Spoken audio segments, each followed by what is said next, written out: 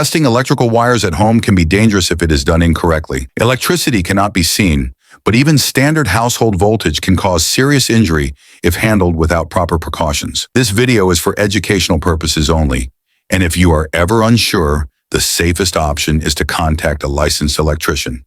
Before testing any electrical wire, you must prepare properly. Always turn off the power from the main circuit breaker, not just the wall switch. Keep your hands dry and make sure you are standing on a dry surface. Wear insulated rubber gloves and use only insulated tools. Never attempt to test electrical wires with bare hands or improvised equipment. The safest way to test a wire is by using a non-contact voltage tester. After switching off the breaker, bring the tester close to the wire without touching it. If the tester lights up or beeps, the wire is still live, and you should stop immediately. Only when the tester shows no voltage can the wire be considered safe for further inspection.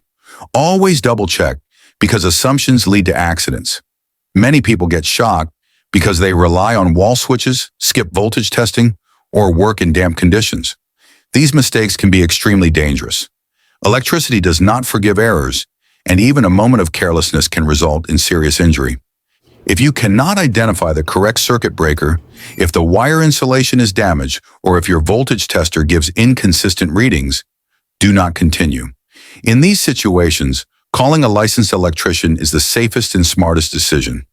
Testing electrical wires safely requires the right tools, proper preparation, and constant awareness. If you are ever in doubt, do not take the risk. Your safety is more important than any repair.